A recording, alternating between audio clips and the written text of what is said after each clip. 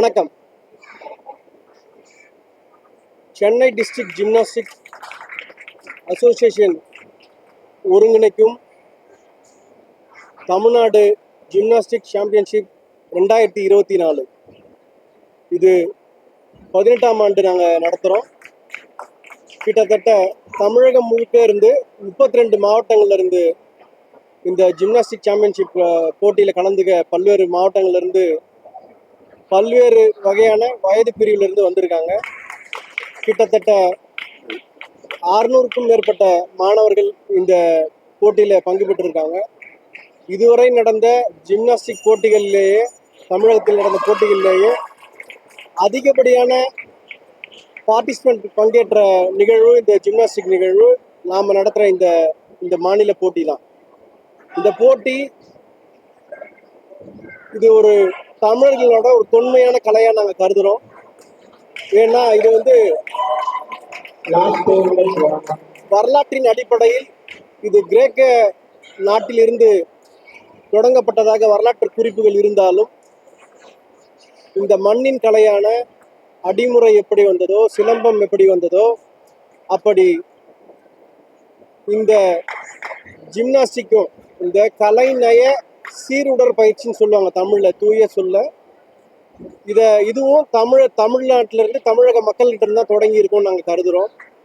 ஏன்னா நம்முடைய தொடு மருத்துவம் தான் இன்னைக்கு சீன மருத்துவத்தோட அக்கு பஞ்சராகவும் அக்கு பிரஷராகவும் இருக்கு. நம்முடைய சித்த மருத்துவம் தான் இன்னைக்கு ஆயுஷா இந்திய அரசே எடுத்திருக்கு. அதனால இந்த ஜிம்னாஸ்டிக் போட்டி என்பதும் தமிழர்களோட கலையா இருக்கும். இது வரலாற்றில் நிரூபிக்கப்படும் நாங்கள் நம்புறோம். மற்ற கலைகள்ல எப்படி ஒலிம்பிக்ஸ் போட்டா மிகப்பெரிய சூழலா கருதுறாங்களோ, அப்படி ஜிம்னாஸ்டிக் போட்டிகளையும் கிரிக்கெட் போன்று, கால்பந்து போன்று இதுலயும் அனைத்து தரமான மக்களும் பங்கு பெறணும். இது ஒரு மிகவும் ஒரு உடலை லாகவமா வளர்ச்சி, உடலில் உள்ள நரம்பு, சதை அனைத்துக்குமான ஒரு பயிற்சி கொடுக்குற ஒரு விளையாட்டு. இதை அனைத்து மக்களுக்கான கலையா நம்ம மாற்றணும். அதுக்கான அரும்பாடுபட்டு எங்களோட சென்னை டிஸ்ட்ரிக்ட் ஜிம்னாஸ்டிக் அசோசியேஷன் பாடுபட்டு இருக்கு. இதுல எங்களோட பொதுச் செயலர் சுகுமாரன் உட்பட அனைவருமே இதை ஒரு தொண்டுணர்வோட நாங்கள் செஞ்சிட்டு இருக்கோம். இந்த கலை மக்களுக்கான கலையா வரணும்.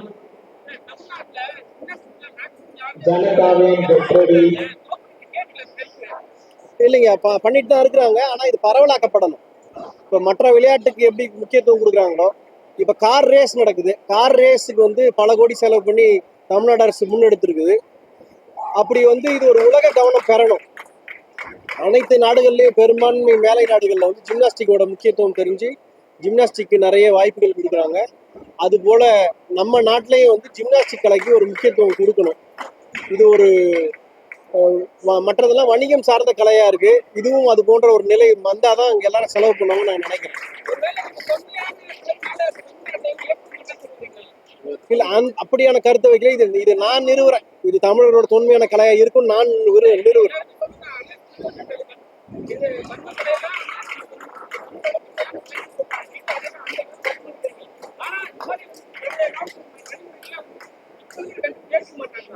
இல்ல, இது எப்படின்னா, நீங்க இப்ப ஆர்கானிக் ஃபுட்னு சொல்லுவோம்ல, இப்ப இயற்கையான உணவு, இயற்கையா விளைவிக்கிற பொருள் அப்படின்னா அதோட மதிப்பு கூட இருக்கு. அது யாருக்கிட்ட போகுதுன்னா இயல்பாவே கொஞ்சம் பணம் இருக்கவங்க கிட்ட தான் போகுது. அது போல கொஞ்சம் இது தொடர்பான உடற்பயிற்சி தொடர்பான கல்வி தொடர்பான அறிவு இருக்கிற மேல் மக்கள் கிட்ட தான் போகுது. இயல்பான ஏழை மக்கள் கிட்ட இது பரவலாக்கப்படணும்.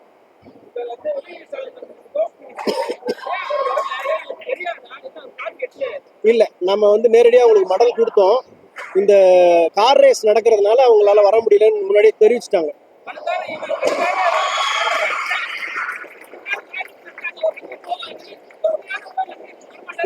அப்படி சொல்லலாம், அப்படி நம்ம தெரிவிக்கலாம். அவங்க கட்டாயம் வர்ற திட்டத்துல இருந்தாங்க. இந்த மாதிரி ஒரு ரேஸ் நடக்குது, அப்படி நெடுநாள் திட்டம், அரசோட நிகழ்ச்சி. இது போல இந்த விழாக்களையும் அரசு விழாவா பண்ணணும். அதான் எங்களோட கோரிக்கை. அரசு நமக்கு சாதகமா தான் இருக்கு. இப்ப விளையாட்டுத்துறை நமக்கு நிறைய சாதகமான போக்கா தான் இருக்காங்க. நமக்கு நிறைய உதவுறோம், துணை நிற்கிறேன்னு சொல்லியிருக்காங்க. இப்ப நம்ம மெம்பர் செக்ரட்டரியே உறுப்பினர் செயலர் கட்டாயம் வரேன்னு சொல்லியிருந்தாரு. இது இந்த வழக்கு இருந்ததுனால நடக்காதுன்னு நம்ம நினைச்சிட்டு இருந்தோம் கார் ரேஸ். அது வழக்கு சாதகமா தீர்ப்பானதுனால அவங்க வாய்ப்பே இல்லைன்னு சொல்லிட்டாங்க. கட்டாயம் வரேன்னு சொல்லியிருக்காங்க. அடுத்தடுத்த நிகழ்ச்சி அவங்க துணை செய்யறேன்னு சொல்லியிருக்காங்க.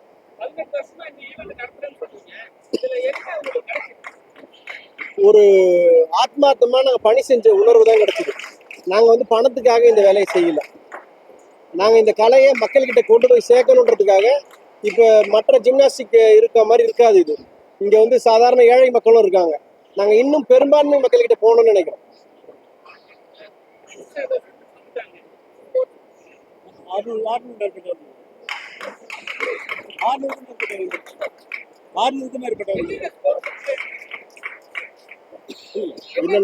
என்னென்ன மாதிரியான தேர்வு நிலை இருக்கு?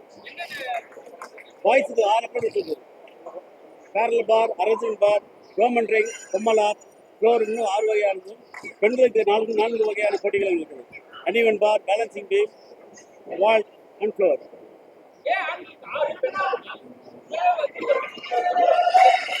அது நான் பண்ணிருந்தேன் சார். அது உலகளவில்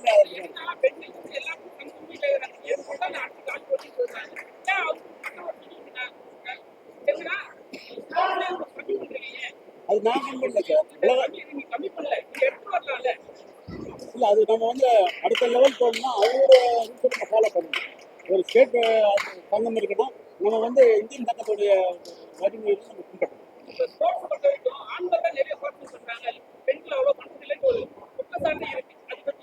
இல்லை, இது ஜிம்னாஸ்டிக்ஸ் யூத்லா இருக்காங்க. நீங்க ஃபோன் பண்ணி பாருங்க, எல்லாரும் வியூவனா இருக்காங்க. இவங்க சொல்றோம்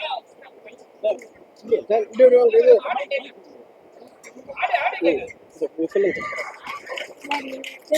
பெண்களுக்கான சமூகம் இல்லை அப்படின்னு நீங்க மற்ற விளையாட்டுகள்ல பாத்தீங்கன்னா அது ரொம்பவே குறைப்பு. கிரிக்கெட் எடுத்தீங்கன்னா பெண்களுக்கு முழுமையா இல்லை.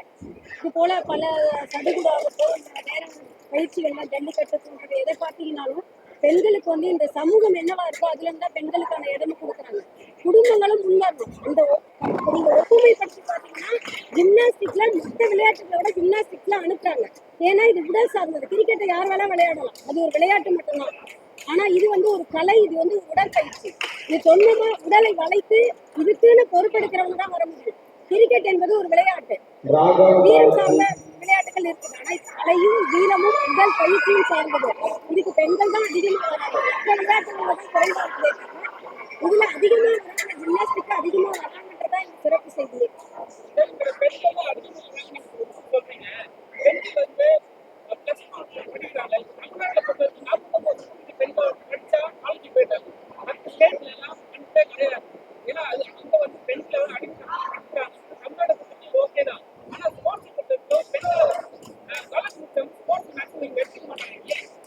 நீங்க சமூகத்துல குடும்பங்கள் முதல்ல முன்வரணும். இன்னைக்கு இத வந்து ஆண்கள் கிட்ட மட்டுமே இந்த விளையாட்டை கொண்டு போய் புகுத்தல. ஒரு காமன் டெண்டர் தான் ஒரு பொதுவான அறிவிப்பு தான் அறிவிக்கிறோம். பொதுவான பரப்புரைகள் தான் கொடுக்கப்படுது. சமூகத்துல எல்லாரும் சொல்றோம். ஆனா வர வேண்டியவங்க யாரு? குடும்பங்கள்ல இருந்து, தமிழகத்துல இருந்து எல்லாரும் வரணும். அவங்க பிள்ளைங்களை அனுப்பணும். ஆனா இன்னைக்கு இருக்கிற ஒரு போக்சோன்ற இந்த சட்டம் வந்து எவ்வளவு பெண்களுடைய பல சீரழிவுகளை இன்னைக்கு சமூகத்துல பெண்களை அனுப்புறதுக்கு, படிக்கிறதுக்கு, சின்ன குழந்தைங்க வந்து பெரியவங்க வரைக்கும் பாதிக்கப்படுறதுனால இன்னைக்கு ஒரு விழிப்புணர்வு வந்திருக்கு. அது ஒரு கட்டமைக்கப்பட்ட விளையாட்டு அமைப்புகளுக்கு தான் பெண்கள் அனுப்பப்படுறாங்க. ஏன்னா சமூகத்தோட இன்னொரு பாதிப்பு வேற மாதிரி இருக்கிறதுனால ஒரு அச்சம் இருந்துட்டு இருக்குது. பெற்றோர்கிட்ட ஒரு அச்சம் இருந்துட்டு இருக்கு. அது களையப்படணும். அதுக்கு சட்டம் தேவை, அரசோடைய கவனம் தேவை. பெண்கள் விளையாட்டுக்கு வரணும்னு அரசு வந்து விழிப்புணர்வு கொடுக்கணும். அரசோடைய விழிப்புணர்வும் பொதுமக்களோட விழிப்புணர்வும் ஒத்துழைப்பும் இருந்தாதான் இது போன்ற அமைப்புகள் வந்து பெண் பிள்ளைகளை உள்ள கொண்டு வர முடியும். நாங்க பொதுவாக தான் எல்லா இடத்துலயும் பரப்புரை செய்யறோம். மக்களுக்கு தான் நாங்க கோரிக்கை கொடுக்கிறோம். பெண்களுக்கு நீங்க எந்த அளவுக்கு நீங்க ஜிம்னாஸ்டிக்கா வந்து உடற்பயிற்சியா கொடுக்குறீங்களோ அந்த அளவுக்கு அவங்களுக்கு பின்னாடி அந்த உடல் வலிமை வந்து இன்னும் உறுதி பெறுன்றதுதான் நாங்க சொல்றோம். அதனால பெண்கள் வர வைக்கணும்ன்றதான் இந்த அமைப்போடைய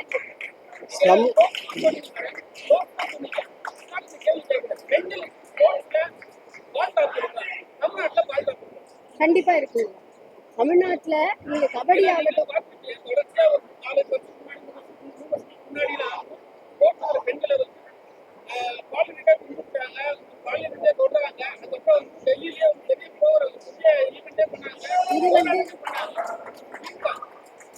இது வந்து பரவலா எல்லா துறைகளிலும் நடக்கிறது.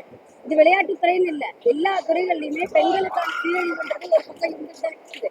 அதே நேரத்துல விளையாட்டுன்னு வரும்பொழுது கடையப்படணும், சட்டத்தால மட்டும் கல்விங்க, கல்வி கல்வி நீங்க பாதுகாப்பு உணர்வு முதல்ல பெண்கள்கிட்ட இருந்தாலே தானாகவே இப்ப மீட்டுன்னு சொல்லி ஒரு அமைப்பு கொண்டு வந்தாங்க. யாரெல்லாம் பாதிக்கப்படும், இன்னைக்கு கேரளால அண்மையில நிறைய பெரிய பெண்களுக்கு தான் அந்த பிரச்சனையை வந்து வெளிக்காட்டுறாங்க. இன்னைக்கு திரைப்படம் ஒரு காரணம், கல்வி இல்லாம ஒரு காரணமா இருக்கு. இதெல்லாம் மாற மாறதான் இது மாறுமே தவிர ஏதோ ஒரு தனிப்பட்ட அமைப்புகளோ விளையாட்டு அமைப்புகளோ தங்களை வந்து ஒழுங்குபடுத்தினா மட்டும் அது மாறாது. அதுக்கு கல்வி விழிப்புணர்வு ரொம்ப வேணும். அப்ப இது போன்ற சட்டங்கள் வேலை செய்யாம போறதுக்கு வாய்ப்புகள் இருக்கு. வீடுகள்ல இன்னமும் நம்ம வீட்டிலேயே சொல்லுங்க, நம்ம வீட்டுல பெண்கள் எத்தனை பெண்களை நம்ம பொதுநிலைக்கு கொண்டு வரோம்? அதிகபட்சமா பெண்களை நம்ம கூப்பிட்டு வர்றது வளைகாப்பு, கல்யாணம், காது குத்து, இதுக்குதான் கூப்பிட்டு போறோம். நாம ஏதாவது ஒரு பொது நிகழ்ச்சிகள் பெண்கள் கூப்பிட்டு போறோமா? இந்த சமூகம் வந்து பெண்ணை என்ன காட்டுதோ அதான் பிரதிபலிக்கும். அது வந்து நம்ம கிட்ட அடிப்படை கல்வி மாறணும். பெண்ணும் வந்து நம்மள மாதிரி ஒரு உயிர் தான். பெண் வந்து ஒரு போக பொருளா நம்ம பார்க்க கூடாது. இன்னைக்கு சமூகத்துல ஒரு நீங்க எல்லாம் ஊடகம் சமூகத்துல நீங்க ஒரு ஆண்கள் ஷேவ் பண்ற பிளேடு இருக்கு பாருங்க, அந்த பிளேடு விளம்பரத்துக்கு கூட ஒரு பெண் வந்து இப்படி வந்து தடவனாதான் வந்து ஒரு விளம்பர பொண்ணு என்ன இருக்கீங்க, ஒரு விளம்பர பொருளா இருக்காங்க. இந்த உலகத்துல எந்த நாட்டு பெண் உலக அழகியா தேர்ந்தெடுக்க போறாங்களோ அந்த நாட்டுல வந்து முழுக்க முழுக்க வணிகத்துக்கான ஒரு அவங்க ஒரு டெண்டர் பொருளா தான் வந்து இருப்பாங்க. இப்படியா இந்த உலகம் கட்டமைச்சிட்டு இருக்கு. இந்த நிலை மாறணும். ஏன் ஒரு ஆள்னால அந்த ஷேவுக்கான விளம்பரத்துக்கு பண்ண முடியல? பெண் இருந்தாதான் பண்ண முடியுன்ற மாதிரி ஒரு சூழ்நிலை இருக்குல்ல. இது மாறணும். இது அடிப்படையா இந்த இது ஒரு வகையான ஒரு ஏற்றத்தாழ்வு தான். எப்படி சமூகத்துல சாதி ஏற்றத்தாழ்வோ இப்படி பெண் ஆணுன்றதே ஒரு ஏற்றத்தாழ்வு. பெண் ஒரு உயிர், ஆண் ஒரு உயிர்ன்ற நிலை மாறினாலும் மாறும்.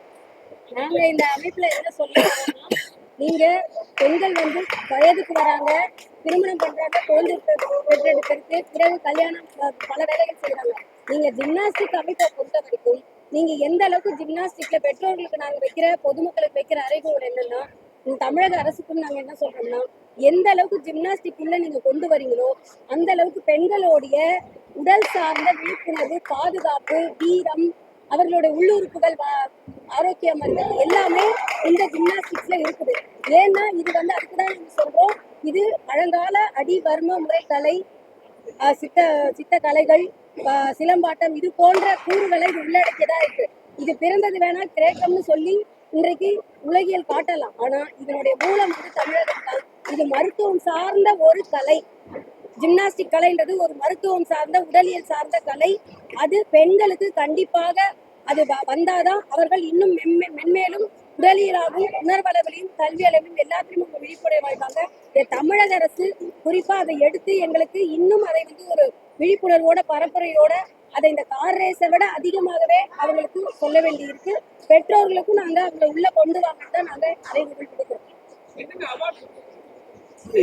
எல்லாருக்குமே மெடல் கொடுக்குறோங்க, ஷீல்டு கொடுக்குறோம், மெடல் கொடுக்குறோம், சான்றிதழ் கொடுக்குறோம். இப்போ வந்து கடைசி நிலையில இருக்கு, லாஸ்ட் லெவல் இருக்கு, கடைசி லெவல் இருக்கு. அதுவும் சீனியர்ஸ்க்கு நடந்துட்டு இருக்கு. இப்போ 18 வயசுக்கு உள்ள அந்த ரேஞ்சில் இருக்க ஏஜ் கேட்டகரி நடந்துட்டு இருக்கு. நேற்று முழுக்க குழந்தைகளுக்கான அண்டர் 12 முடிஞ்சிருச்சு முழுசா. இப்போ சீனியருக்கான இது இன்னும் ஒரு மணி நேரத்தில் நிகழ்ச்சி முழுமையாக நிறைவேற்றும். நாங்கள் தமிழ்நாடு அரசு கிட்ட வைக்கிற கோரிக்கை, இது வந்து அனைத்து அரசு பள்ளிகள் மத்தியிலேயே போய் சேரணும்னு நாங்கள் விரும்புகிறோம். இதை வந்து தமிழ்நாடு அரசு கன்சிடர் பண்ணணும்.